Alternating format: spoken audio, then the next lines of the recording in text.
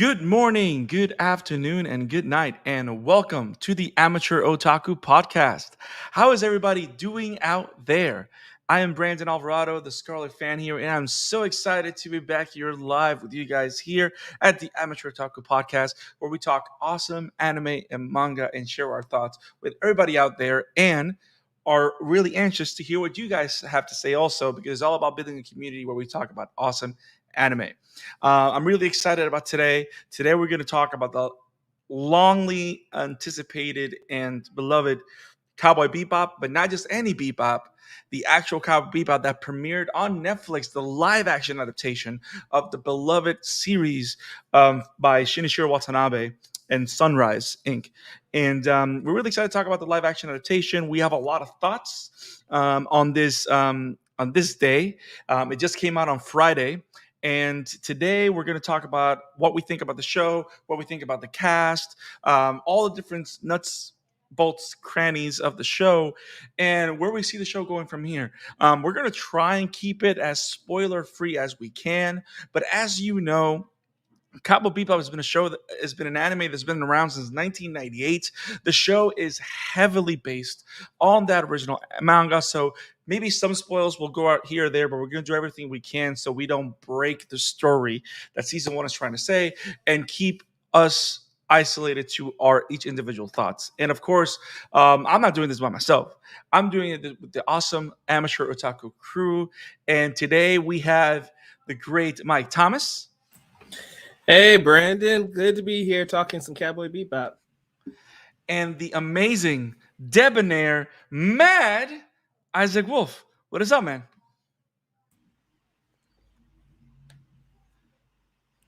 Isaac's not here right now, I guess. Isaac? Why does cow have hooves instead of feet? I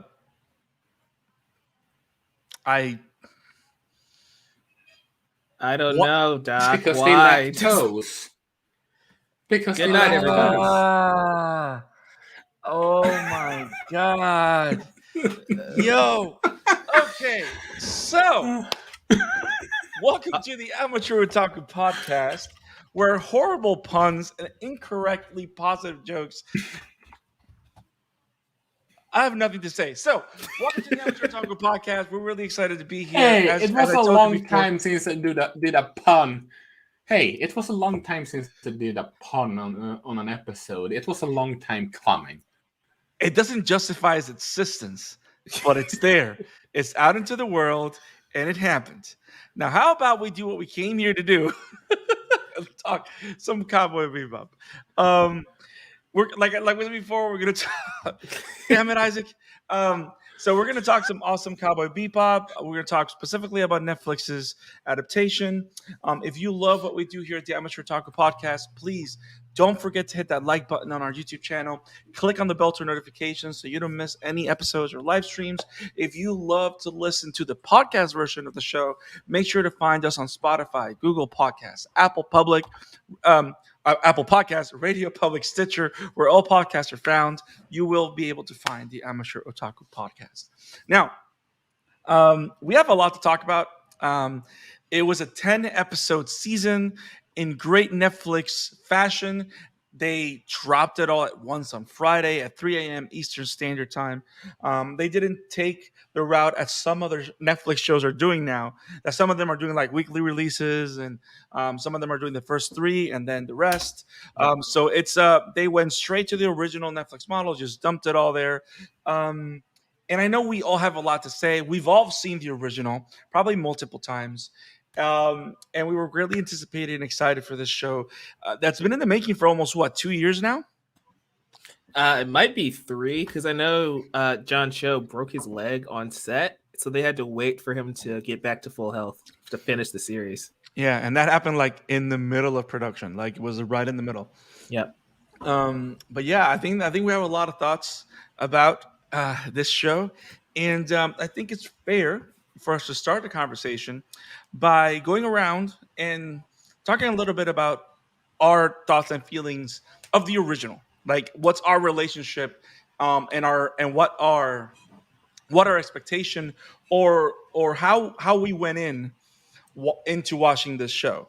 And Mike, how about we start with you, man? Yeah, so my relationship with Cowboy Bebop is an interesting one. It's a show that I would see airing on Toonami. I think it aired on Toonami for like a good 15 years straight, if I can remember correctly.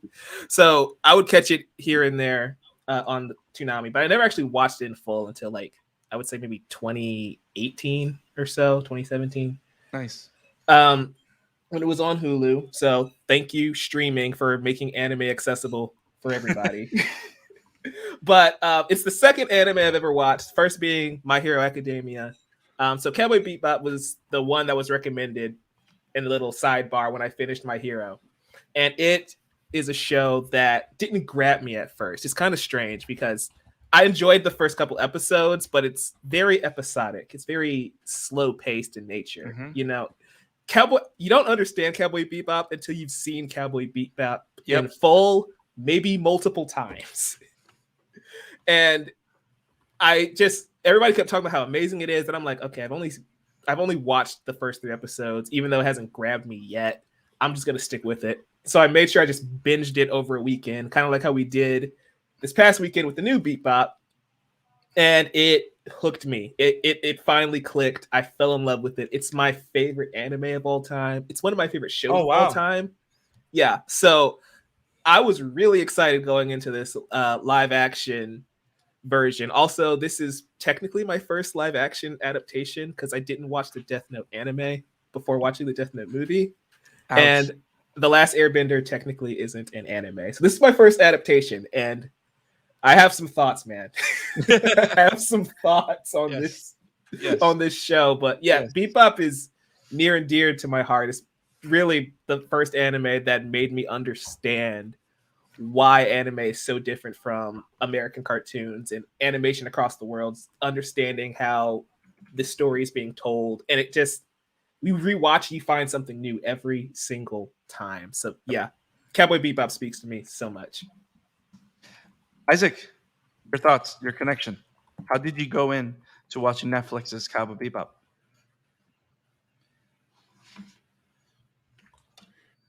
Anyway, well, it's what? What? Who starts their explanation with the word anyway? Like, I'm sorry. Go ahead. Oh boy! I mean, didn't you see the pun? Oh my god! I mean, anyway. Okay, go ahead, please. Anyway. Well, it's sort of like a traditional find it, found out what it is at random, check it out, and love it from start to finish. Truth be told, that kind of stuff. I don't remember when I saw it for the first time because, well, I've seen so many animes right now that I lost count at this point.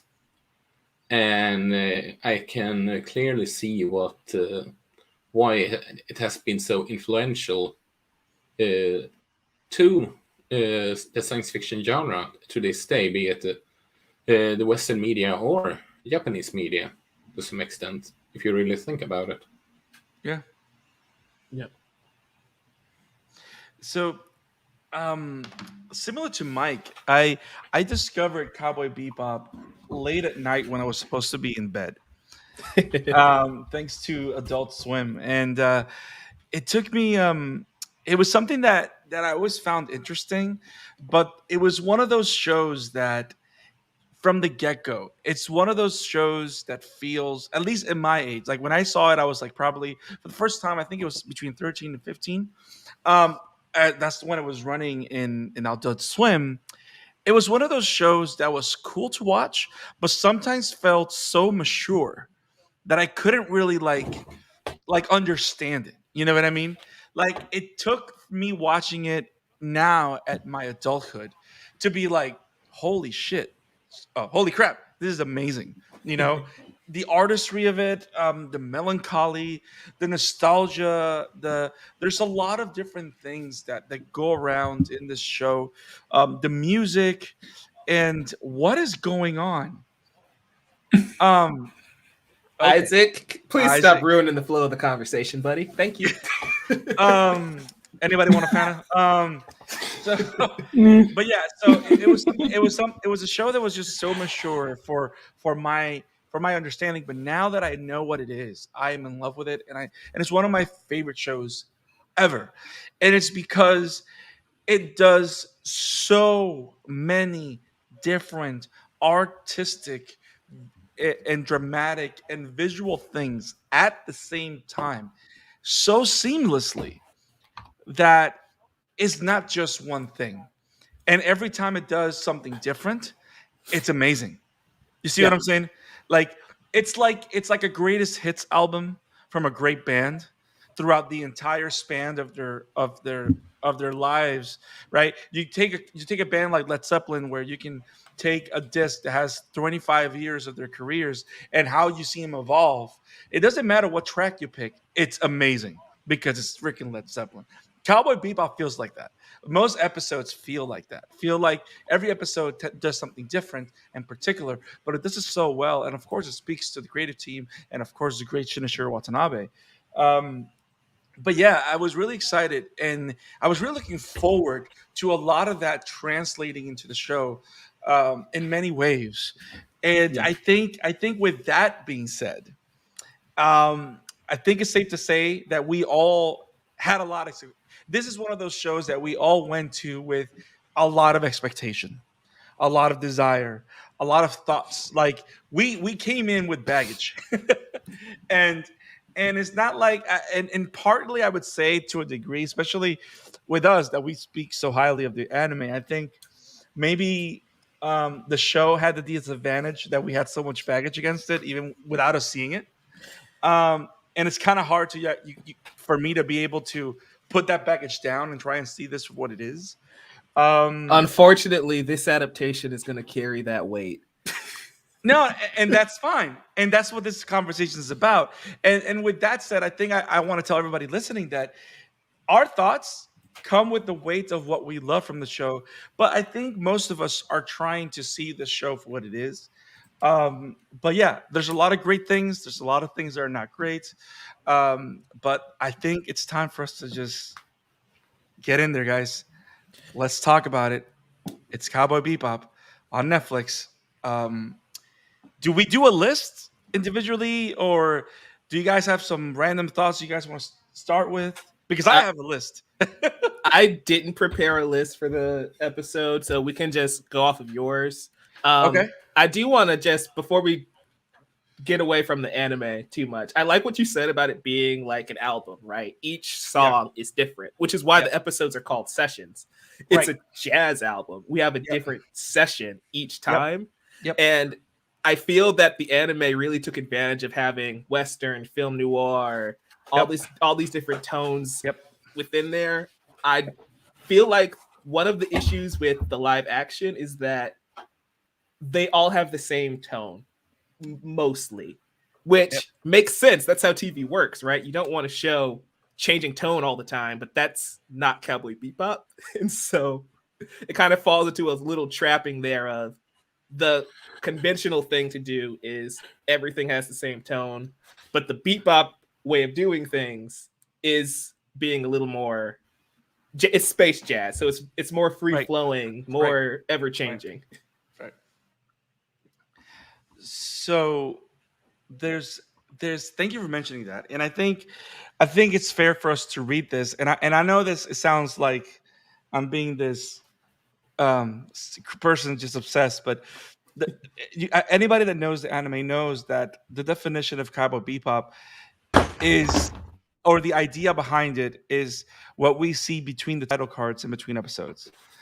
And the text reads: Once upon a time in New York City in 1941, at this club open to all comers to play, night after night, at a club named Minston's Playhouse in Harlem, they played jazz sessions competing with each other. Young jazz men with a new sense of are gathering. At last, they created a new genre itself. They are sick and tired of the conventional fixed style jazz. They're eager to play jazz more freely as they wish then. In 2071, in the universe, the bounty hunters who are gathering in the spaceship Bebop will play freely without fear of risky things. They must create new dreams and films by breaking traditional styles. The work, which becomes a new genre itself, will be called Cowboy Bebop. Have you ever read that, Mike? Have you ever heard that text before? Not in full, no, Yeah. honestly. And it's interesting because it goes back to the music analogy. Yeah. The idea that every track or every session that we see is a different side, and it's supposed to be a different side or a different dimension of the world or the characters that we're exploring. Now, to go to my list, I have a list of a couple of things that I think will drive the conversation in a certain way. And of course, it doesn't have to be only my list. And Isaac, I want to ask, do you have a list, Isaac? Or do you only have Fanta? What do you have? Of the whole, my thoughts of the show, it's just mess like a recipe that done out of sheer, just from my head, so to speak. So you have a mess If that of. makes any sense. Okay, I didn't understand it. So how about it's okay. It's okay. Okay, so let's jump in. So the first thing that I wanted to say, which to me, and I want to hear what you guys thought, is this. So let's start with the cast, or at least our three cowboys and cowgirl. Um, the main trio is close to being perfect, with Mhm. Danielle Pineda as Faye Valentine and Mustafa Shakir being the stars. John Show's Spike Spiegel is great, but for my taste, I felt that he has the essence of Spike, but he's missing a lot of the gravitas that that character has. Like the melancholy that that character carries with the way he expresses himself, the way he carries himself. And he's a too bit of and he's too comedic for my taste. What's funny is that's how I feel about Faye's character. Interesting. Because yeah, John Cho he's great. Yeah. I feel like the issue with the cast, because I think everybody is doing great with what they're given. I feel like Mhm. that they did, like you said, they're lacking the gravitas of Spike in Cho's performance. I also feel that way with Faye though, because she's too comedic for my taste. And Faye is a comedic character. Don't get me wrong. I understand that. But uh, the issue is that they only adapted roughly like half of the story from the anime in these 10 episodes. Mhm. So the meat of Faye's character and her struggles tend to come in like the later half of Cowboy Bebop, the Yeah. anime. Yeah. And so Faye just kind of feels a little aimless for me in this adaptation. Like she appears in the first episode, which, aside from the intro, is almost one for one with the pilot of the anime. But for again, Faye shows up in that episode for virtually no reason whatsoever. Yes. And so it's like, okay, that's fine, but what are we going to do with her character? And Mhm. what ends up happening, I'm just not in love with. I feel like the three do have really great chemistry, though. I think Yes. by far my favorite is Mustafa as Jet. Yes. He's perfect as Jet. I'm gonna be real with Yes. Yes. I mean, it's crazy how you can close your eyes and hear him talk and you see Jet. you. Yeah, It's which is crazy, which we know that's not his regular tone of voice. He's doing a voice for Jet. Like we know this for a fact. Like we saw him as Bushmaster in what was it, Luke Cage season 2. yep. So this is a phenomenal actor with amazing range. And I love him as Jet Black. And I like the fact that he wears that one piece with pride. Like you know what I mean? Like that's kind of a tough a tough costumer to pull, but he does it great. But I feel that that's the kind of for some reason, even though his character is the one that mostly feels like a carbon copy from the anime, if I'm being precise. Like Mhm. out of all the characters, he's the one that feels that they literally just cut him up and put him from anime to screen. he's the one that works the best because he was always meant to be the old guy of the crew. Like he's supposed to be like the ex cop, the grumpy one. You know what I mean? And I think that Yeah. translates a lot for the world that they build around themselves. Um, but yeah, like it's there's a little bit missing here and there, but I like the cast. At least these three characters. I love. I'm being very specific. We know. At least these three characters have everything going for them. They made the right choices with the people that they got. Um, I think a lot of the problems, and I think we're going to keep talking about things that I encountered issue with, has to do with the script. There's a lot of stuff with the script that's everywhere, and the Mm, story that they're trying to do yeah. that kind of misses the mark. But I think the first thing I want to say is that this show has all the right elements to be great, but it doesn't make it. Yeah. And there's reasons for that. Like just thinking of like set design too, like the ship, the Bebop itself Amazing. it's phenomenal. The costumes are Yes. like you Yes. said, Jet pulls off his ridiculous outfit with the metal Yes. arm and everything Yep. perfectly. Yep. Spikes is a little jarring at times, but you know, after like 5 minutes, you just kind of get sucked into it. And Yep. John Cho makes it work. I think the benefit of Cho growing out his hair so he's not wearing a stupid wig really paid Yes. off and making Spike Yes. look real. Yes. So I Yes. have no problems with the cast. Like you said, the main three I have no problems with. I don't necessarily love the direction they took all of the characters, but it being an adaptation, that's to be expected that they would kind of change things here or there. It's just, I don't know. For me, I guess it falls victim of it's being a direct adaptation, but then another episode is deciding to do its own original thing, and it just never meshed well. I feel like they should have picked one or the other. I don't know about you guys. Isaac, what are your thoughts on the cast and that last little piece of information and thoughts that Mike threw out there? Yeah. Well, Mike is pretty much on point with my biggest issue. I don't dislike this series. I think it's good for what it is, but it is a glaring issue of it's clearly want to, in terms of being an adaptation, that they want to have the cake and eat it too. Do you want? Do you feel the need to be as close as for the show as possible, be it with a type of camera angles, type of choreography, even I dare argue the special effects at times looked nice. It's just if that's the budget that Tomorrow Studios is working with, then I'm sorry, but that makes it extremely worried about One Piece, if you get what I mean. Because some scenes in this show, when it comes to the CGI, it doesn't look that good. But it's the way it is structured. If you look at it from its own thing's perspective, if this would have come out in the 90s on its own, this would easily have been the biggest show of the 90s, maybe even the beginning of 2000. It is pure and there's some choices that they have made, some of it because of spoilers,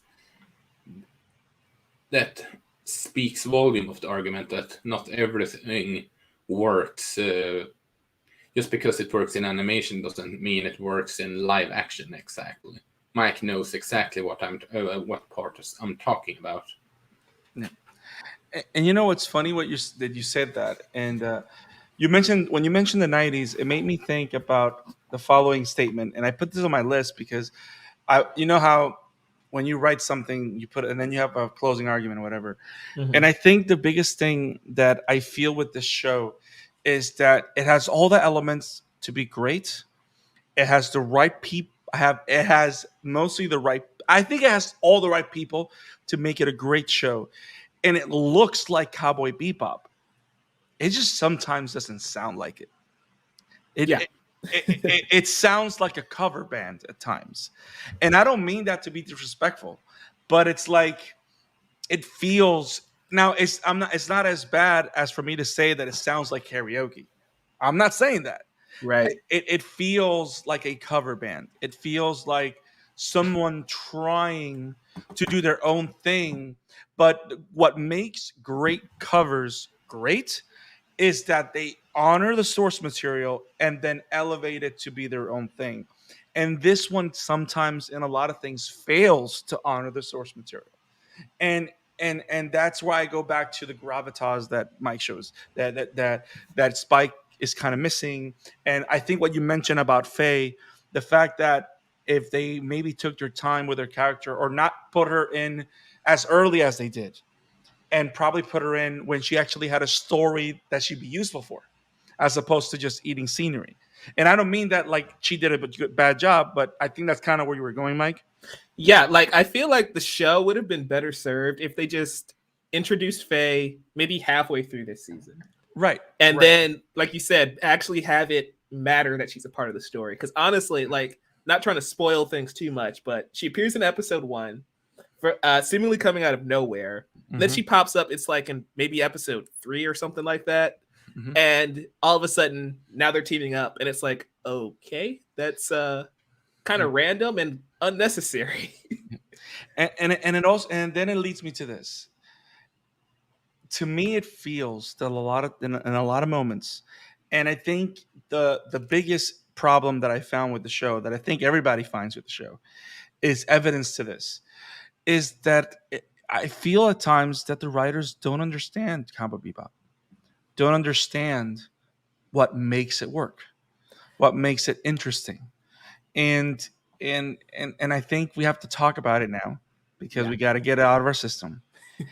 It's they don't understand why Vicious is such a great villain.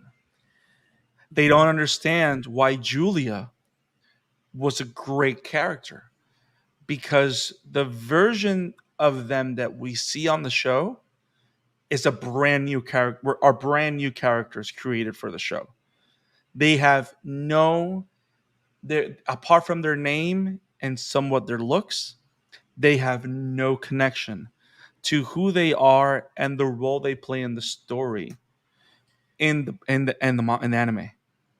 I feel that they appear to be very strange, but the biggest problem is not that they feel that way to me, is that too much of the story revolves around them that it affects everything else. Yeah,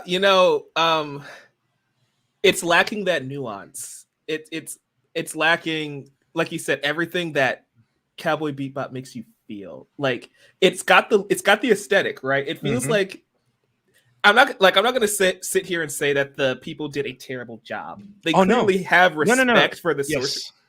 Yeah, I'm not saying that's what you're saying, but it's like they clearly have respect for the source material. They got the look down. They got the tone down in some moments, but it's like you said, they kind of missed the point of Vicious's character. Yes, he's not a character who should be in every single episode. The mystery behind him and Julia is what makes the story. So having them sprinkled in here and there made them way more effective in the original. But having them, like you said, basically eating up maybe 40% of the screen time. And you know what? A bit much. That's not even my problem. The problem is Vicious is a power hungry antagonist. But he's not a little bitch. So there, I said it. I'm sorry. And I know it's not Alex Hassel's fault. He's actually, for what he's doing on the screen for this version, I think it was phenomenal. I mean, he's great. Everybody did a great job acting. Alex Hassel was great with what they gave him for Vicious. But that's not Vicious. Vicious says everything with no words. He was one of the most frightening figures of Cowboy Bebop. And it's not, and it was there were so many layers to his character with no backstory whatsoever. Right. You know what I mean? Like, you didn't need that. because he was all presence. Everybody, whenever you heard his name, everybody's bones chilled. You know what I mean? And he was always seen to be this cunning and kind of like mastermind kind of person, but you never heard him speak. You just saw blood on his katana, and that was enough. Yeah, him and his weird bird thing. I where the excuse me, where were they? I needed the crows. I needed because you know what? That's the whole thing about it. Vicious was all personality, Yep. quiet personality, and here they flipped it to the other extreme, and I'm no longer afraid of him. You see that, but you said it right there. Quiet, right? Yes. That is Bebop's entire thing. It's subtlety. Yes. That's why watching it in full, it starts to click. That's why watching it twice, it clicks even more. Yep. And that's not like I'm just gonna say it. They went with the Guardians of the Galaxy approach. Really, it's more of a fun space adventure, which isn't a bad thing. But well, that's not Cowboy Bebop. Well, here's the thing. That's not Cowboy Bebop all the time. Right.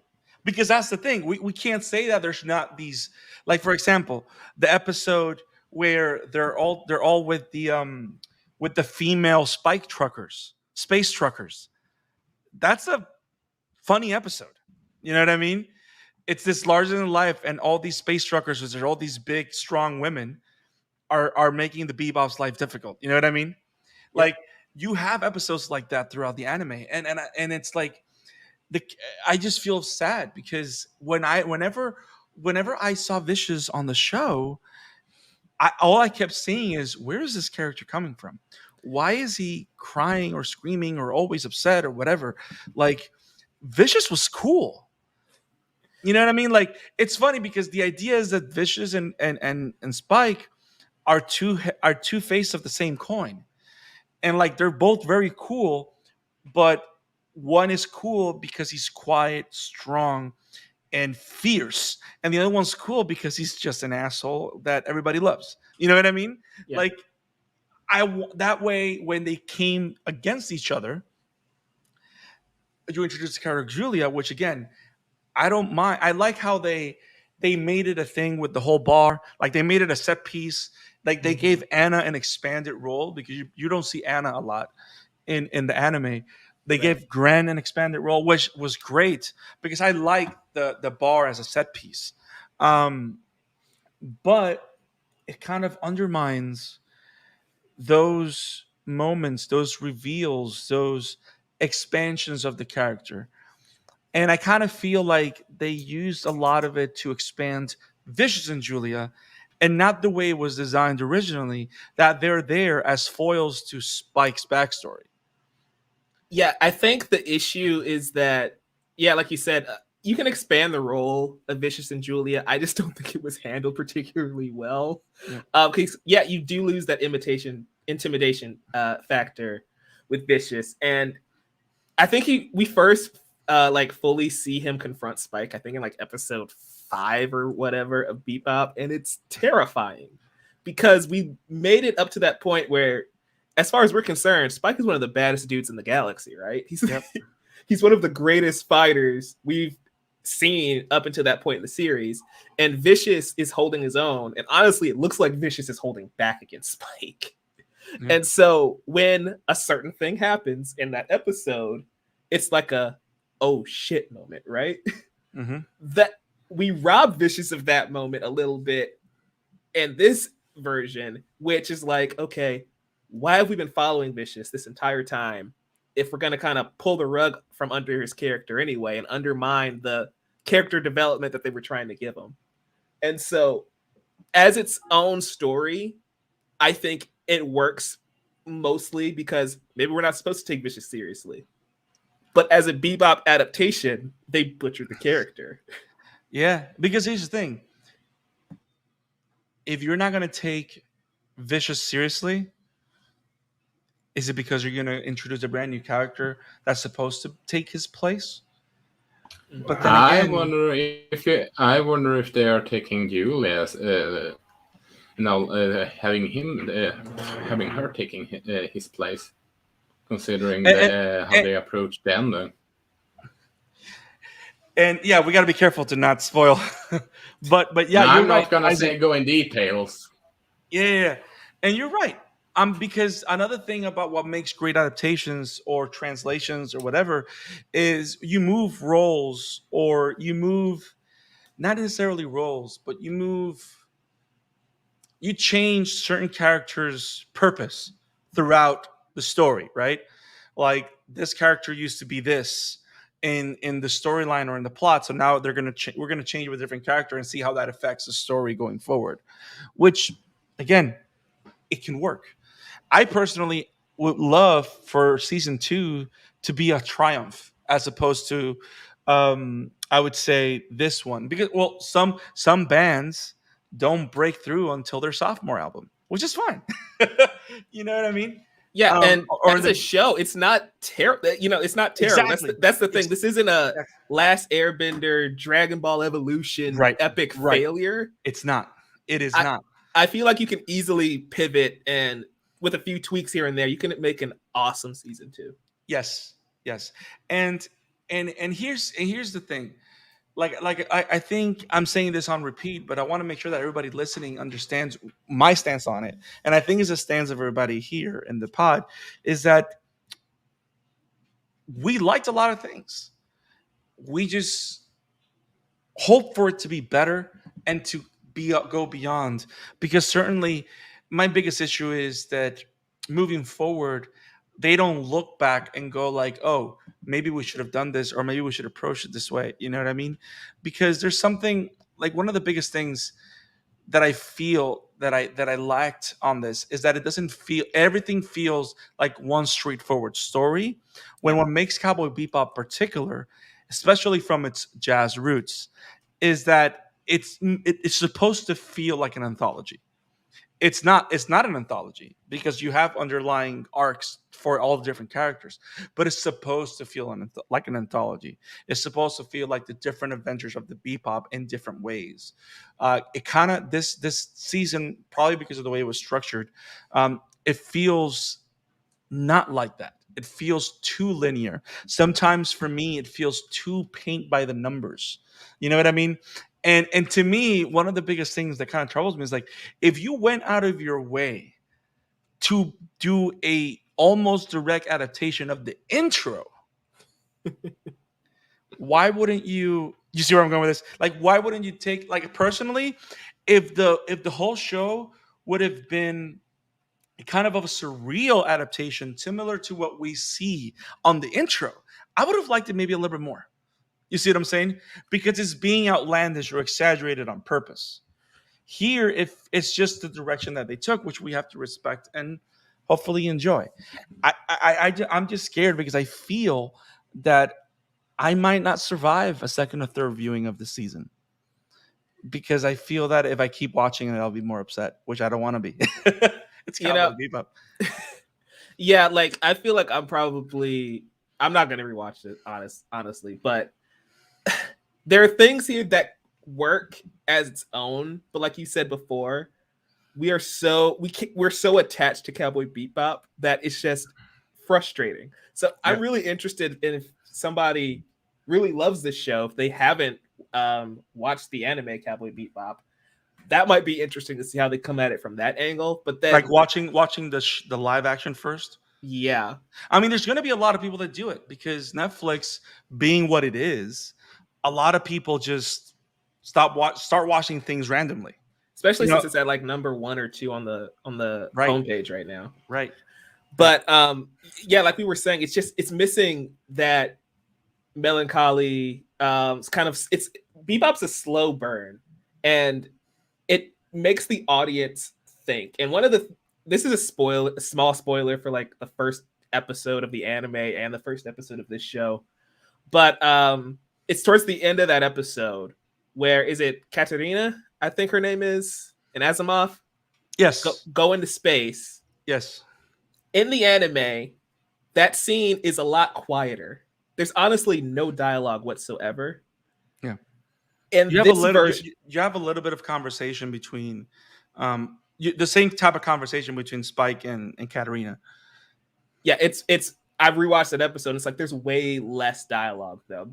Basically, Nice. they give each other a look, and then she says "Adios, cowboy." Yep. Whereas in this version, it's basically "Stop, don't do this." There's another way. He's given the hero speech, Right. and I feel like that's the part that they're missing. The scene is the same, but they went like, well, Spike's the good guy. He has to give the hero speech to try and save so and so, whereas the original didn't give Spike that speech. Right. But you knew that he was thinking that speech. Right. You knew Spike was thinking, I could save her. He didn't have to say, I can save her.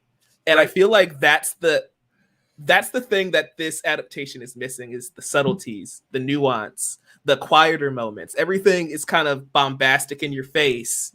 And it's kind of playing out. I was telling a friend this, is playing out like a shonen where they're yelling at each other nonstop for the entire episode, as opposed to letting the audience experience and take in the atmosphere. Right. Yeah.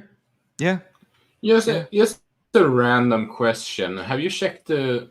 I know it's blasphemy to check it out, but have you guys checked the Rotten Tomato score for this series? It's quite interesting. I'm talking the reviews compared to the audience review score. Last I saw, it was 50-50, right? Yeah, it's 50% critics, 52 audience. Yeah, it's a prime definition of a series that, or should I say, in this case, adaptation, that they have the audience being mixed about it. Yeah, and I wonder, and I wouldn't be surprised if 75% of that audience is people that know the anime.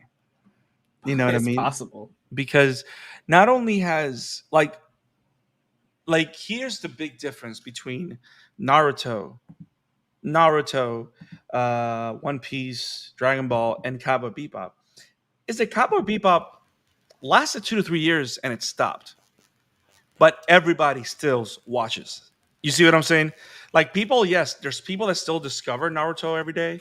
There's people that still discover, right? But Cowboy Bebop has been around with no new content for almost 20 years, 25 years. You know what I mean? We're nearing 3 decades of Bebop. And it's still, exactly, and it's still something that it's popping. You know what I mean? Because it has that timeless. I think I've done as much as I can to not be possessive of the show, of the anime, as I watch the live action. But I think it has to do with the fact that I really wanted to love the live action version. I wanted to love it. I wanted to say this is the greatest thing ever. But I can't, especially after watching Alita Battle Angel and after watching the Rurouni Kenshin movies and how amazing those are. It's like, but again, it's really hard to do Cowboy Bebop because Cowboy Bebop was hard. So, you see, that's where it gets really frustrating for me, because Cowboy Bebop, I feel like, should be the easiest anime to adapt, because you can just take the episode one for one, and make something incredible. Whereas like Naruto is going to be hard to adapt. Just him running doesn't look good in live action. True, you know, but it's and him running has been perfected on Vines, but. But you see how ridiculous those look, right? On like YouTubes and whatever, and Vines, people doing the Naruto run. It's been perfected. But yeah, like Bebop, I think that's what makes this really frustrating for me as a fan of the original. But I want to kind of invert the question a little bit for you guys. What do you think of the show if you didn't see Cowboy Bebop the anime? Does the show still work? Because that's where the 50-50 split really gets interesting. Throwing all of that out the window, what do you think, Isaac? It goes back to what I said before. It's if you imagine this as an original show, not an adaptation. This is so 90s that it comes off more of a in some aspect, a fan film than a high-level production. I mean, take a specific scene in the last episode when the whole shit gets loose. That green screen it does not look good, for example. But in the 90s, don't look for today. In the 90s, so 30 that would years have ago, the looked show would be perfect. good. I don't know if that's a compliment or not. I wouldn't say well, that. I but wouldn't you say. know what? I wouldn't say that this is a bad. I have the mic now, Brandon. No, go ahead. I'm not stopping you. Yeah. I don't say it's a bad show, but it just feels like they're trying to modernize it, but at the same time going all in on the 90s feeling, and that makes it rather jarring. It would be, and I dare argue that how should I put it? It would be even more jarring for those that haven't seen the original, because if for us that seen the original, this 90s feel in terms of camera angles, tones, and how the type of choreography, the type of dialogues they have, and all that, yes. And okay, that makes sense, even though you, like I said before, you could have made better CGI and all that, yes. But as its own thing, I actually think, while I think still is good, I think actually it's worse. Because context Really? is key, actually. Yes, And- because context is key. And this is a show that would just come off as extremely dated. People are talking about how Red Notice is just paint by numbers to some extent. But that you can see, there is a high production value that comes off as this decade. It you can see it from 10 to 20. It won't be noticeable in within the age for a long time. This, however, if someone I can guarantee you that if you show someone this one and they did not know the when it was recorded and all that, yes, they would say that, oh, it's just a cheesy 90s show, for better or worse. And some might love it, some might not like it, and and then I would argue, is it really a good thing if it comes off as a 90s cheesy show with the in the with dated special effects and all that? Yes, because yes, I am repeating myself, but it looks dated a lot of the times, especially with the spoiler alert. Eco-terrorist, when the people transform into a specific thing, that looked. I almost argue that fan films could make it better if they just had somewhat some specific amount of time. Ouch. But I And can that, understand. But at the same time, considering how they want to be as they want to get that 90s feeling, it's clear because of how Cowboy Bebop is structured, how Cowboy Bebop is as a show. The entire tone is a bit 90s. At the same time, it makes sense with the general idea of clear of how they want to do it. But it's a problem that they want to make it the cake and eat it too. Because honestly, if they want to make it their own thing, they should have modernized it instead, but using the influence of the going by the jazz music that is honestly the soundtrack is the chemistry between the actors, the most importantly, Faye, Spike, and Jet is by far the best thing about the series, the adaptation. It's easily.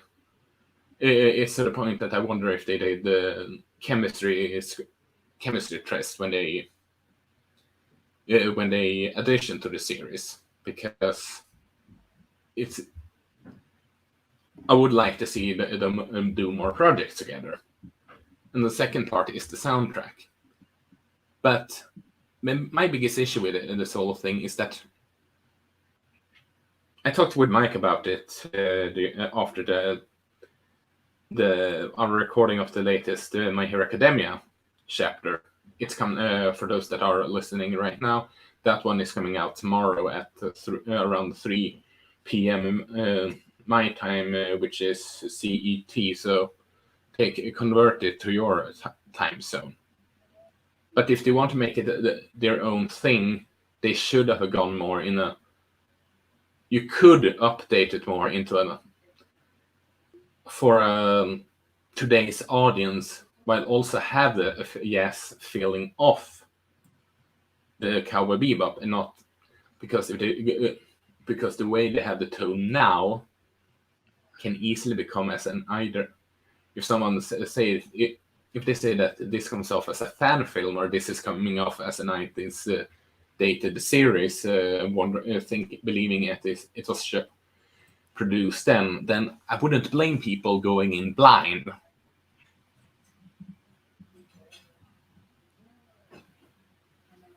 Does that make any sense? It does. It does. What do you think, Mike? Am I overthinking it? Maybe a little bit, but I get where you're coming from. Yeah, and I think it all goes down to based on everything you're saying, Isaac. It made me think of one thing that I think all of us are on repeat now. So, but because I think we've all discussed what mostly concerns us about the show. But at we least also the spoiler-free part. Right. Wow.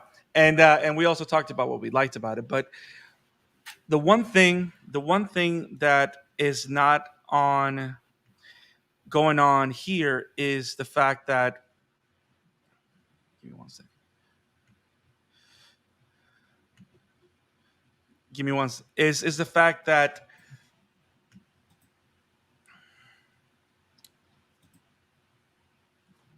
so it's the fact that you're missing a lot of my puns, but okay, go on. No. Go on. No, one of the craziest thing here is the fact that the anime has something that sadly is not on the main live action show, is that the anime feels timeless. When you watch Cowboy Bebop, you could say that the animation, of course, is older, right? But when you watch Cowboy Bebop, it doesn't feel like a 90s show. It doesn't feel older. You know what I'm saying? It feels like a show that um, exists in this bubble where time isn't affected, because it feels like what should be. It's a show that takes place in the future, that's very far away, that's hyper techy, that full of fantasy and science fiction and all that stuff. And I gotta agree with Isaac. The live action tries to be that, but sometimes it feels dated.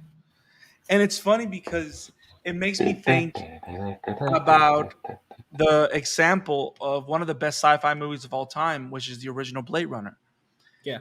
Blade Runner came out in 1987, I think it is, or 89. I don't remember. But that movie, it was the late 80s. But that movie feels that it takes place somewhere else. Not just because of the set design, but there's a tone, there's a way it looks. It just feels that way. You know what I mean? Yeah, for sure. And I feel like, no disrespect to the writers and the creators that I'm sure gave it their all to make this adaptation, but like you mentioned Blade Runner, I feel like to follow up Blade Runner, you couldn't get anybody else besides Denis Villeneuve, right? To do Blade Runner 2049. Right. And it's like, I feel like you need somebody with Watanabe's vision and the skill to bring that to life. And again, not trying to insult anybody, I just don't think they had the talent behind it to pull it off. And Like they tried their best. There's you can see you don't want to say glimmers. you don't want to say that, but it sometimes you can feel that they didn't have the vision Yeah, to make it work that way. but there's glimpses of it, like the Yes. scene, the scene in the finale. They pulled it off.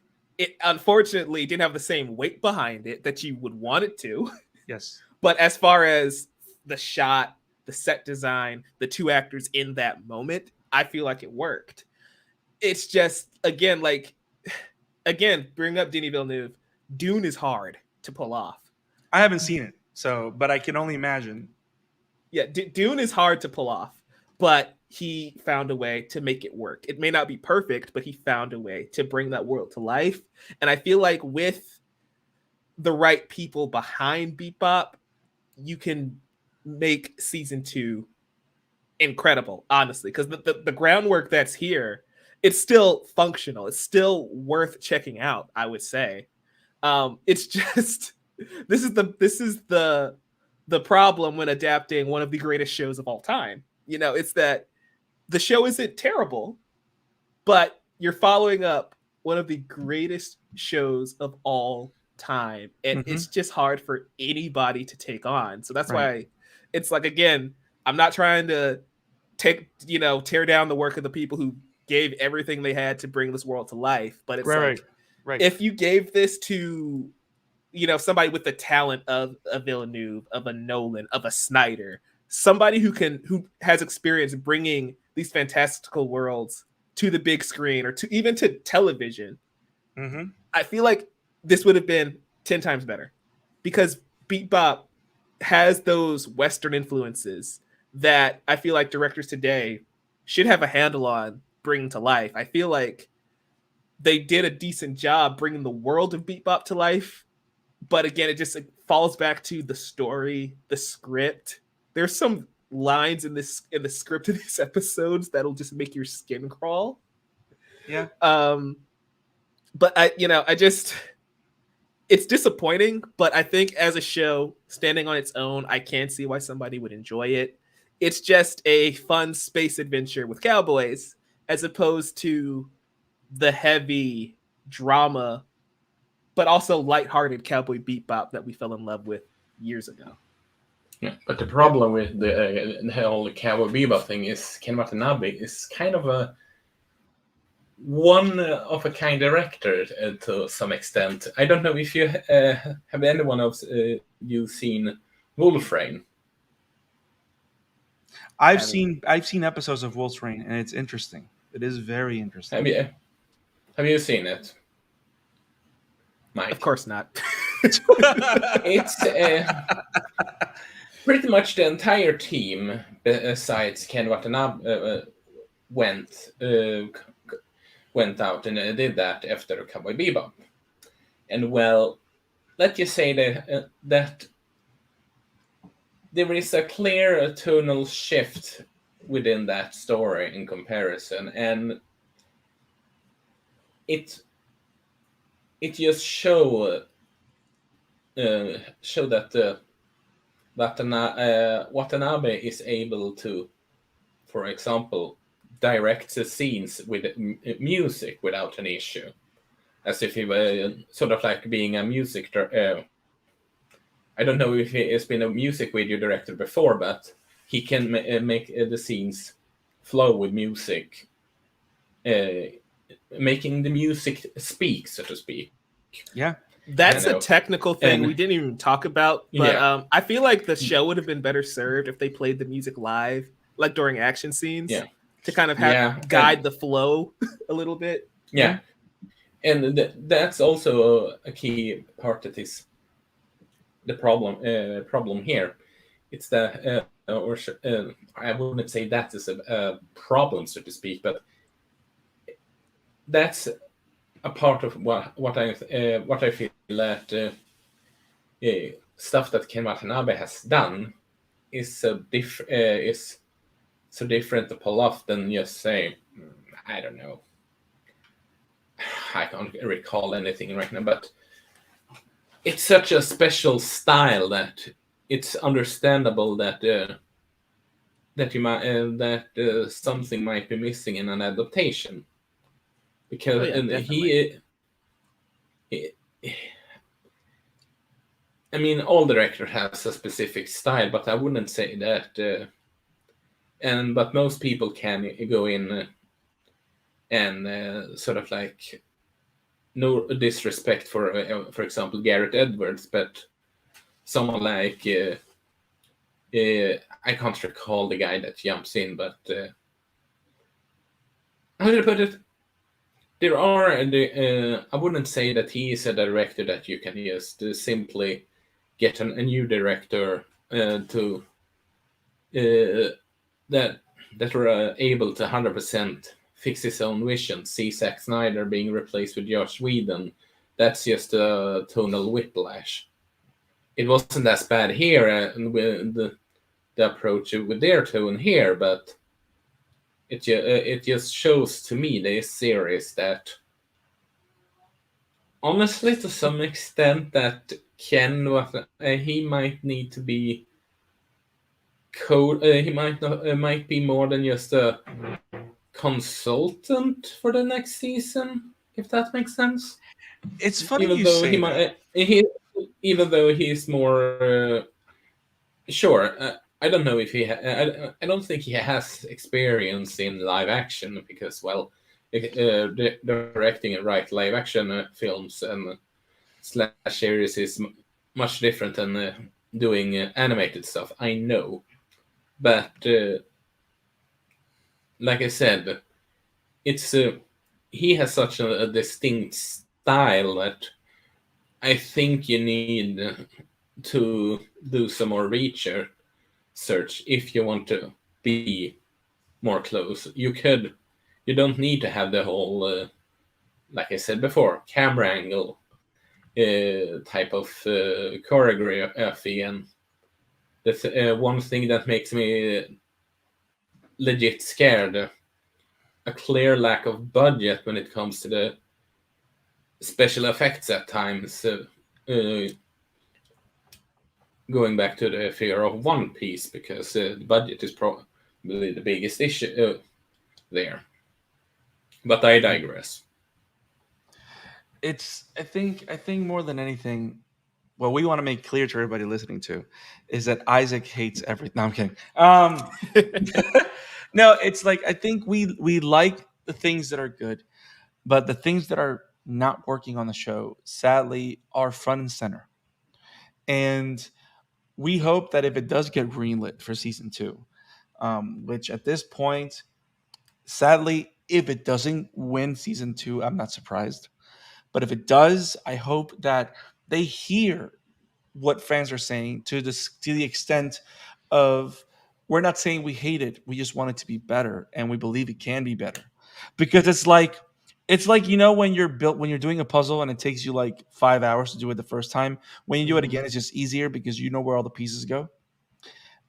That's the advantage when you have a cast like this. You have all the right pieces to make it work. Um, Hopefully they make it work in season two. Um, I'm still laughing at Isaac mentioning Zack Snyder and Joss Whedon regarding tonal whiplash, because I'd argue that that's kind of what happens. yeah, yeah, and you know what's funny? And I was very excited when I heard that Watanabe was going to be some type of consultant. But when I saw this, well, now when I see the show, it's like, what did he consult about? Like, where was he? It's like, oh my god, Isaac, dude, It's a what are you? family show, my dude. What is going on? That's not the tonal shift we're talking about, Isaac. Um, but yeah, like I don't I see was just sharing a cow pun. Calm down, dude. cows, livelihood, farmers. Um, We haven't talked about the music that much, honestly. What and did you that's guys the think of like the revamp? but here's the thing though. That's kind of a problem. That sounds great. That sounds Yeah. great. I have no complaints about the soundtrack. Well, here's the Also, thing though. The I need to soundtrack is ask you. I want to ask you one thing before you continue, Brandon. Why did the farmer always show up Oh my on god. time for dinner? Why, Isaac?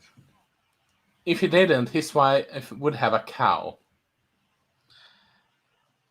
Damn it. So here's the here's the kind of thing. I'm disregarding cows now. Here's the kind of thing that I like though. Personally,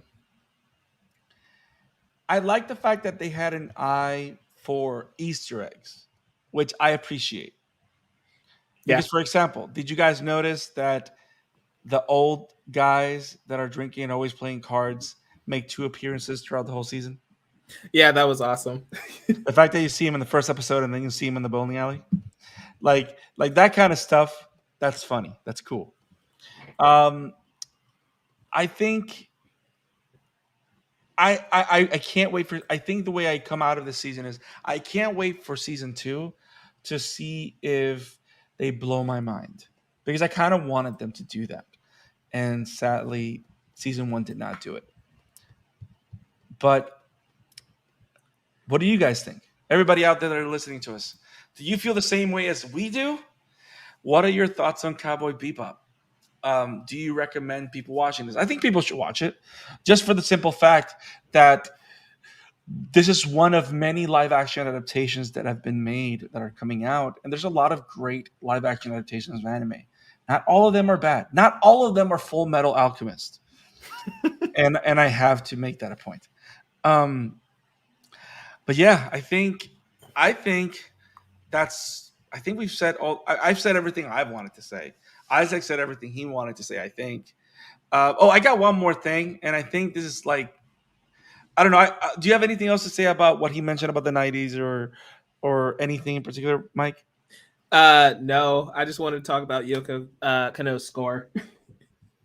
So before you do that, because I do want to end the show in a positive note. Yeah. Or for the record, before you do that, Tavro, the series didn't start as a manga. It got a manga adaptation afterwards, and we haven't read it as far as I know. I haven't. At least not me. Yeah, I haven't read it. I haven't felt the need to. But the martial arts in the show, I don't know. I've seen better. No, see, you want to know what I wrote down, and this is how much it hurt me. It reminded me of Iron Fist. Yeah, it felt stilted and.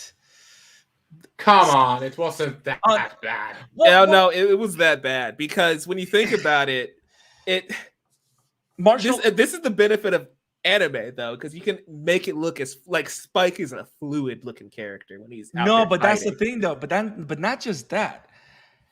It's the main problem with Iron Fist with that guy from Game of Thrones. Is not that white kid from Game of Thrones. It's that white British kid. I was saying. The main Finn Jones, right? Yes, yeah, that guy. The main problem with Iron Fist wasn't Finn Jones. I don't think it was him. Although he never trained, but that's a different story. The problem wasn't Finn Jones. The problem is that Iron Fist is supposed to be one, if not the greatest martial artist of the entire Marvel universe. And if you don't get that on display, what are you doing? The fact that Daredevil looks like he fights better than Iron Fist, it makes no sense. That made Defenders so funny. And you're talking about a boxer's kid. That guy boxes. Now, Spike Spiegel, throughout the anime, he is portrayed as an expert martial artist. Like, he kind of feels zen, like Bruce Lee. Like, he's like a quiet Bruce Lee, you know what I mean? Like, the whole thing that you see him training, and he does the whole thing with the leg, when he moves the leg around, and, the whole thing, right? You kind of see a little bit of that, and in some action scenes are a lot better than others, which may be that it's not an issue with the actor, but mostly a situation with the choreography more than anything. I feel it's choreography, but also just the camera. It's just not framed well, edited well. It doesn't keep up with the action.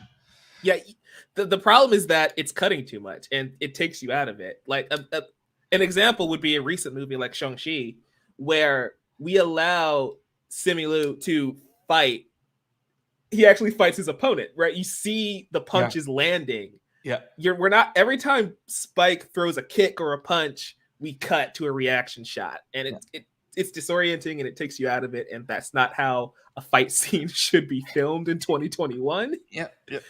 Well, And I think I said and even less as a Cowboy Bebop fight scene. Right. Exactly. And you know what? I think I say that it's filmed like it's a 90s TV show. Stop making sense, Isaac. That's not what you're here for. You're not here to make sense. Don't tell him that. He's gonna bring the udders back. Oh my god! Don't bring the udders back, please. That being said, it's like the fight against the Afro guy or Hakeem or whatever. Mm-hmm. That was one of the greatest fights in anime history. Because in the anime, it's actually pretty epic. Yeah. It wasn't. And I was very sad. That's how I felt with a lot of like the issue I feel, not just with the issue I feel with the choreography, it's the same thing with the rest of the show, is that it wants to pull Cowboy Bebop's greatest hits, right? It's changing elements, but it wants to bring in those moments we all remember. But then they don't quite nail it, and it just kind of brings you down. Yeah. And it's like my favorite episode, like, again, I want to stress, I did enjoy some of this show. By far my favorite episode is episode 7. That is an episode about Faye. And yes, that really works for me because in the context of the show that they made here, it's funny, it's witty, it's paced well, because they were allowed to just write their own story. Whenever they start trying to pull from the anime and incorporate that with the world that they've built is when it starts to clash. Yeah. And I feel that with the choreography too, it's like, we know how this fight is supposed to look, and it doesn't hit it at all. Yeah. And we know that nowadays there is such a thing as an amazing live action fight scene. Everybody has seen Ip Man on repeat. Now, I'm not saying that I gotta watch Ip Man, you know what I mean? Like, not everybody's Donnie Yen. Right. But there's a see, now I'm thinking of other things that I don't like, and I don't want to do this. Or even getting Spike a little bit of that John Wick, get some Keanu Reeves in well, there. Here's the thing. There was a little bit of that with the whole backstory thing, which I think that was the best action set piece in the entire series, in the entire season. For sure. It was like epic. Yeah, I'm sorry. Where did Keanu Reeves signed on for? Where did Keanu Reeves signed on to a place? Yeah, he signed on. A long time ago, he was set up to play Spike in a movie version, like a long time ago. But it just never happened. And some people would like to say that he aged out of the role. That would have been amazing, I think. Put some Point Break. No. See, now I'm sorry, guys. This is going on a rabbit hole. But I gotta talk about something else. Show Spike Spiegel is supposed to be in his like 20s, early 30s, and what is John Cho? Isn't he like 40? Well, he pulls it off. John Cho's making it work. Yeah, very well. Yeah. He's 49. So before I nitpick, let's talk about something nice to end the pod. Let's talk about the soundtrack. He doesn't Go look ahead, like Mike. It doesn't look like he's pushing 50. That's for certain. That's why he can pull off Spike. He can pull off 35. No. So yeah, the soundtrack. They updated it, which I thought was really cool. I did think it was interesting how they did an interview with Yoko. I think it was like with IGN or something. And she was saying that they brought her in kind of after they filmed. And so she was looking and she's like, I have to basically change all of these tracks because they don't fit this version of Cowboy Bebop, which I thought was interesting how she's the one who had the eye of saying, my old stuff isn't going to work here because this is not the world you built. You know what's funny? You know what that makes you say that, and you know what I think when you say that? Yeah. It's like this lady had the balls to say, "This don't work. I'm gonna do this," and I'm in a corner going like, "You tell him, Yoko, do your thing." Yeah, but that's how it, because like she had the eye to be like, okay, And this is nobody not the else show did. we did. It makes me think, why didn't anybody else think about it? But or maybe they understood that they were missing something, so they brought her on. Maybe. I just think that it's kind of funny, but it's also really cool how she came in, made new track, remixed old tracks, Yeah. and it's a really good score. Sometimes it still doesn't fit the best, honestly, but I think she did great work. But you know what's the crazy thing about it too? One of the things that I didn't like is the fact that, which is why I think maybe we didn't talk about it as much not till now, is that it doesn't really stand out. Yeah. Like unless you actually are at Anna's and you're watching the band play, you kind of don't really pay attention to the music, which in comparison to the show, which is why I stand by that Asteroid Blues is one of the best pilots in anime, Mm-hmm. is because the music of that episode is front and center in every single scene, and it's amazing.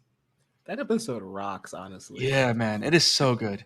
I would take a live action 1 hour episode of that,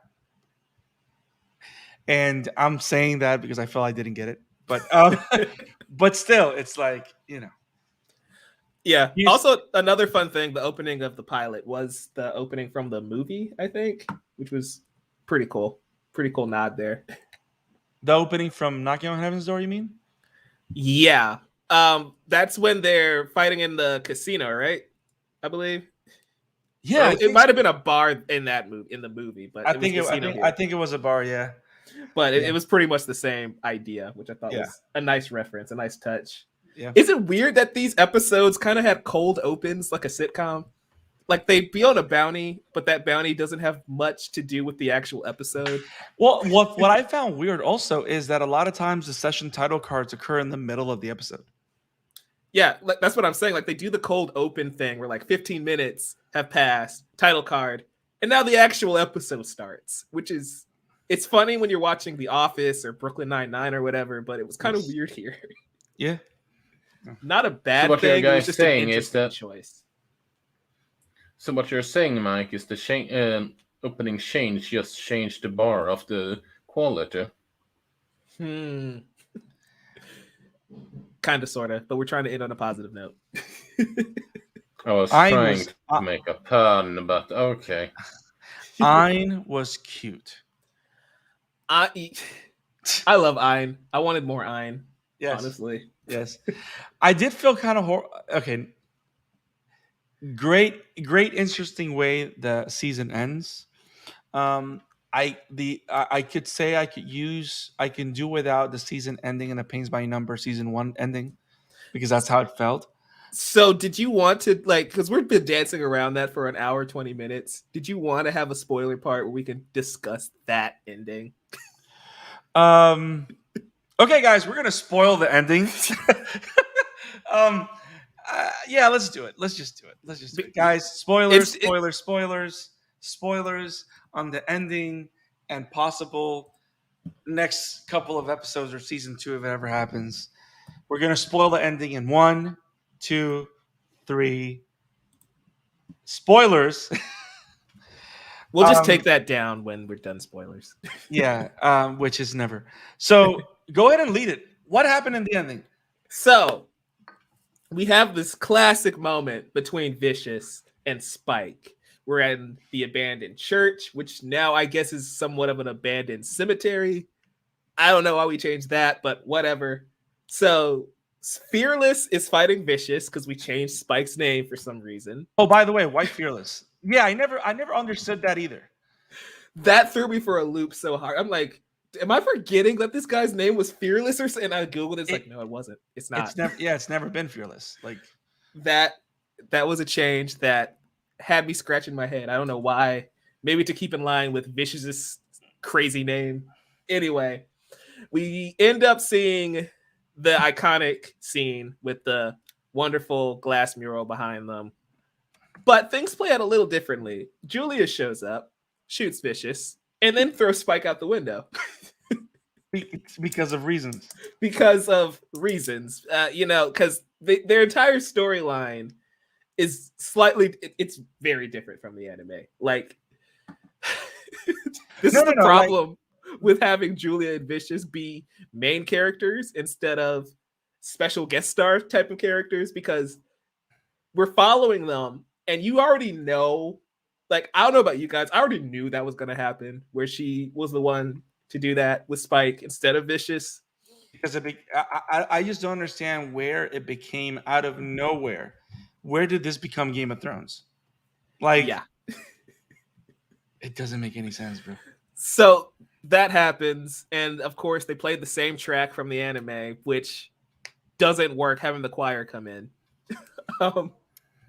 But I want your opinion. Like, that is the major twist. Like, everything has been a variation, but now we're going into Elseworld territory, right? We're going to see a completely different version in season 2.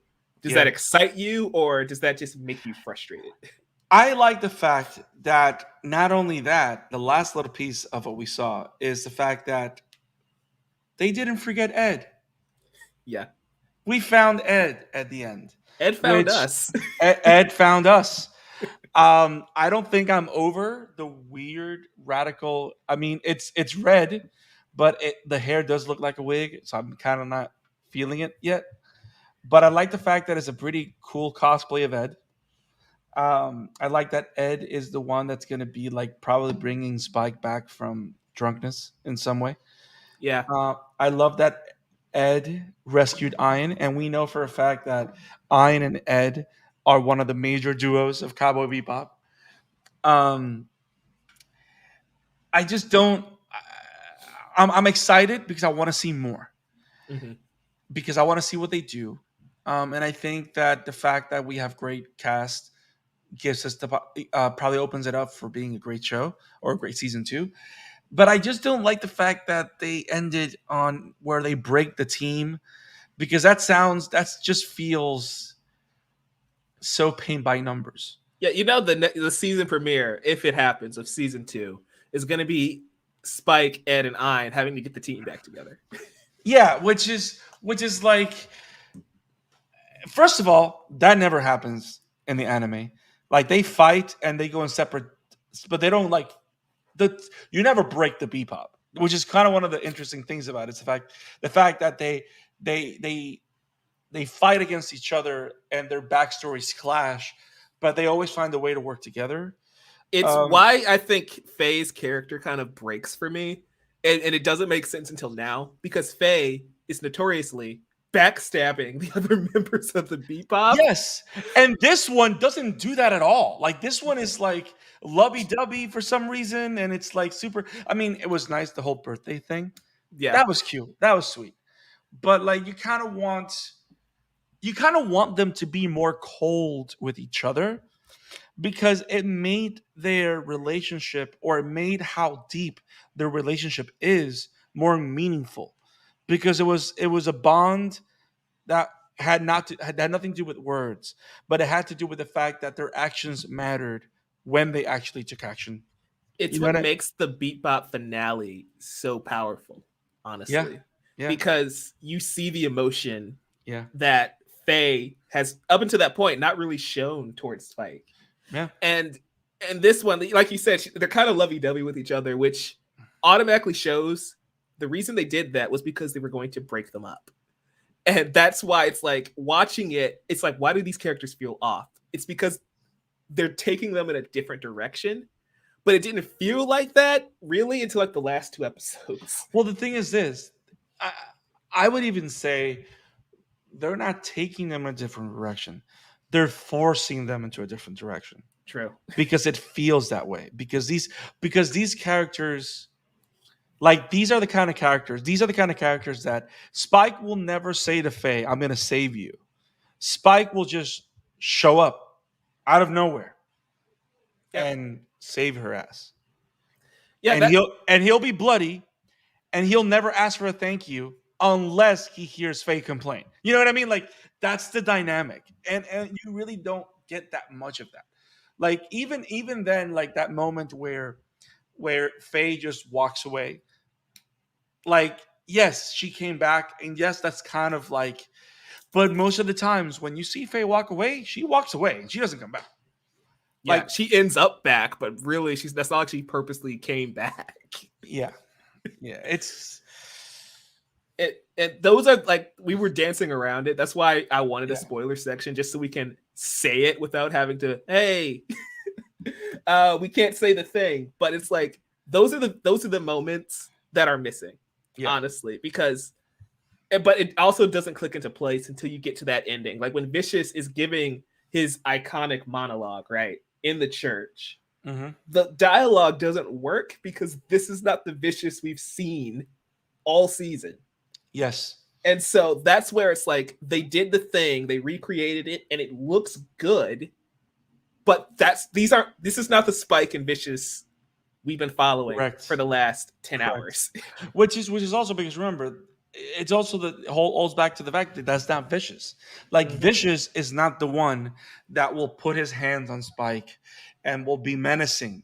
Like he is the one. He doesn't torture you by making you see things.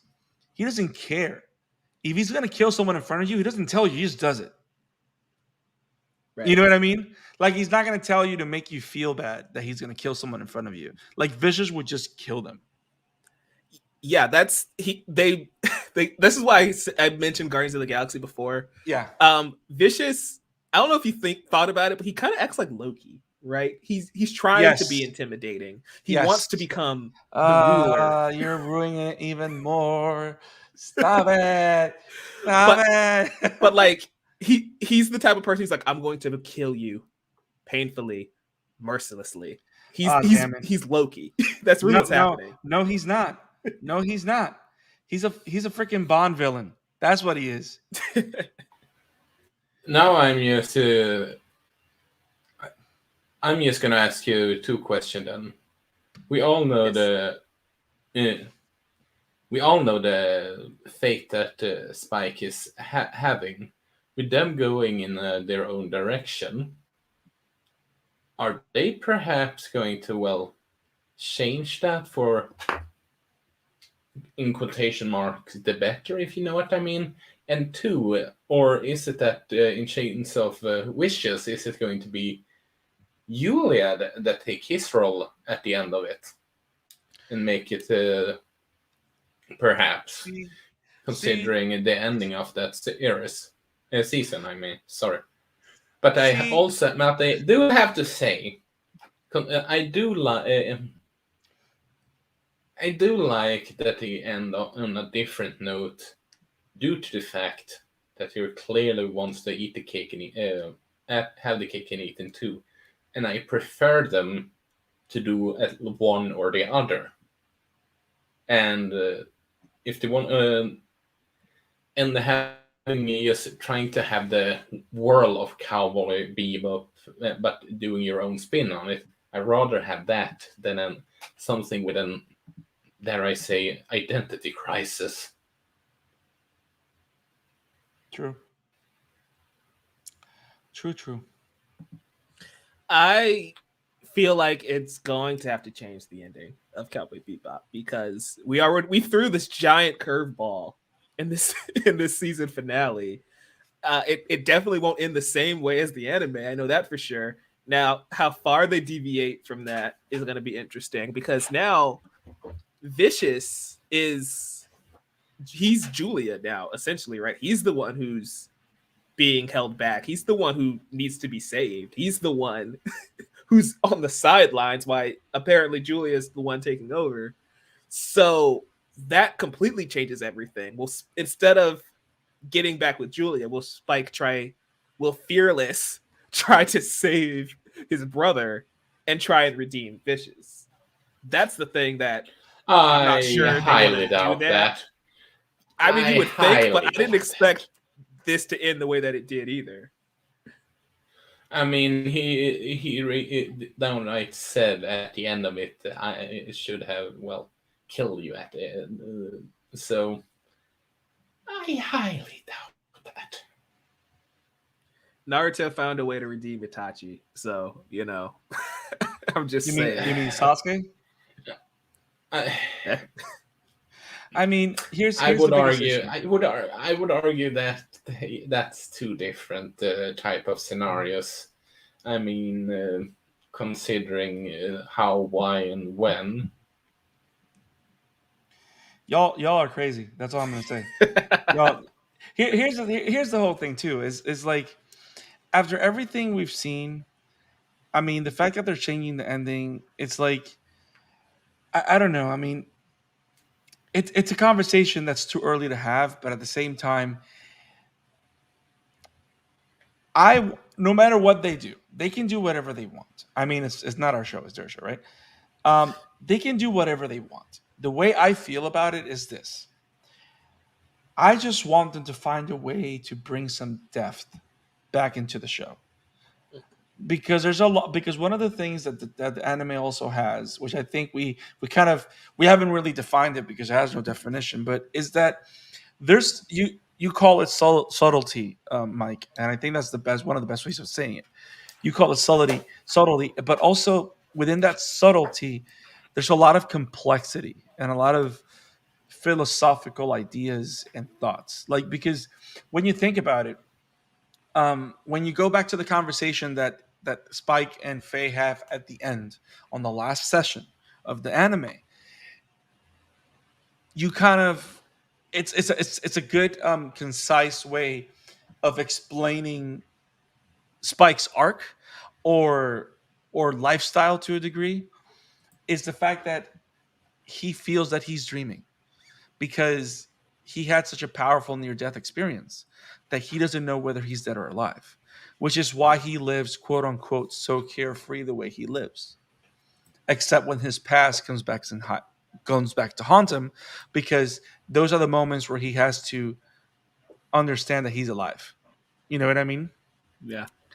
I just hope that they bring back some of that complexity in their way of exploring the themes and all that stuff, because that's what I want to see. That's why I They love.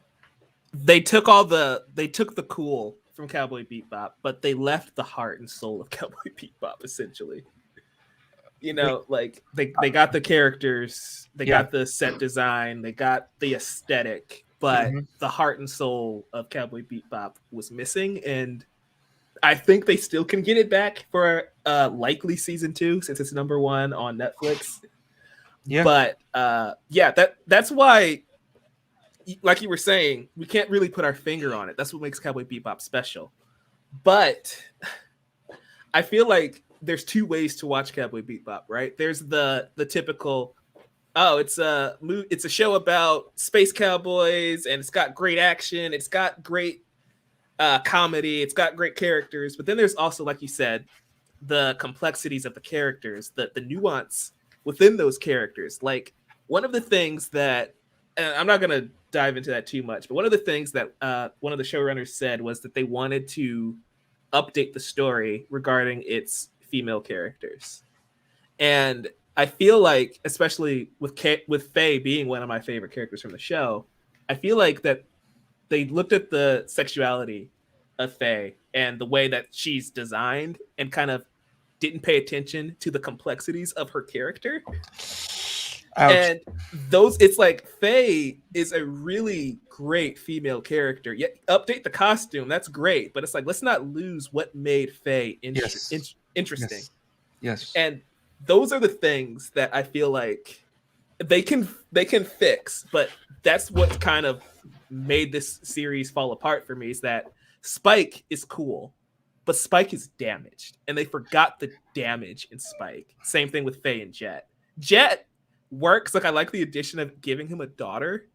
I think that I like works for that. his I actually character. like that. That's a really cool change, and those are the Yeah. type of changes that add. I'd rather you add than take away, and it kind of felt like they ended up stripping them down as opposed to building what was already there. Yeah. Truth. So, guys, I think we've spoken our mind about Netflix's Cowboy Bebop. I hope that even even this not being a perfect adaptation, I hope it points a lot of more people to the anime, because it is still one of the best animes of all time. I have a Um, suspicious theory that Netflix doesn't really care about the quality of their adaptations because they know if they have the anime on the platform, there's going to push people that way anyway, and people are still watching Netflix regardless. I mean, I don't that know. sounds that's Castlevania is top tier. So I mean, I'm not saying they're purposely I don't making know. anything bad, but like, think about it. If they make Avatar: The Last Airbender bad, it's just going to force people to watch Avatar: The Last Airbender, which is already on Netflix. It's not on Netflix here, as far as I know. Same with Death Note, same with Bebop. So it's like, this is just a giant commercial. If you didn't like it, the anime's right there. It's recommended right under the thing. You're still on Netflix. It's an evil theory I've had for a while now. that's what makes you an evil man. Mwahaha. Wolf. So, guys, let's head out. It's time to leave the Bebop for a little bit. But let's see where everybody can find you. You guys are awesome, talented people. You guys love to talk about things that you love and things that you have troubles with.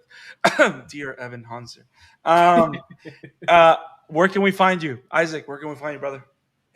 Well, you can find my work over at Vobam Entertainment, and you can find me at Emblemaniac on Twitter. And I have not just not just Swy, but I have more than dry amount of work currently with Pokemon Shining, the fourth generation Pokemon remake review. I have SMT5 review. I have a review of Horimiya. I have the comic book characters that deserves their own video game franchise. And spoiler for one of them, it's one of the places, one of the spots is going to have Superman on it. So it's a lot going on. Awesome. And tomorrow, before this episode, our recent My Hero Academia coverage, me and Mike covered the latest arc, so to speak, which we had some major feelings about, which Mike can agree upon. So, also, if you're a My Hero Academia fan, you can check out our interview with the voice actor of Judy Soul and Ryan Colt Levi, who was a really sweetheart, and also our interview with Rob Moira, the voice of Yukimaru from Fena Pirate Princess, which also is up on the insert podcast series here, or our YouTube channel, so to speak. And the pod you can find over at the Amateur Taco Pod on Twitter. I need to get access to our Instagram account again, but I have lost all the logins currently. Mike Spiegel, where can we find you? Yeah, you guys can find me over at Novice Cinephile on YouTube, where I'm posting fully coolly reactions, video essays, maybe some reviews here or there. We'll see. Also, you can check out my writings at collider.com, wabamentertainment.com, and novicecinephile.com. If you want to follow me on social media, I suggest following my Twitter at Novice Cinephile. Also on Facebook at Novice Cinephile and Instagram at The Novice Cinephile. Also, I'm a member of the Otakuverse, where we should be covering Cowboy Bebop in full, spoilers and all. So if you want to check out more thoughts on Cowboy Bebop with a panel of hosts over on Geekly Goods, check them out as well with our friend Leo Rydell. Yeah. And like Isaac said, we have been covering My Hero Academia. We just finished up a new arc with a new character, so that was a time. But we are also covering My Hero Academia Vigilantes. We should be doing chapter 3 next week, so stay tuned for that here on the Amateur Otaku. And I think that's all I got for now. So thanks for having me, guys. It's been a blast talking Bebop with you. And you can find me at the Scarlet Fan 52 on Twitter and at the Scarlet Fan 52 on Instagram. Have it awesome, guys. We will see you next time. See you, Space Cowboys. I'm Easy Swag. come, Right, let's go. easy go. Or should I say, let's jam. Oh well. What was that about cows? What was that about cows again? I was just gonna say.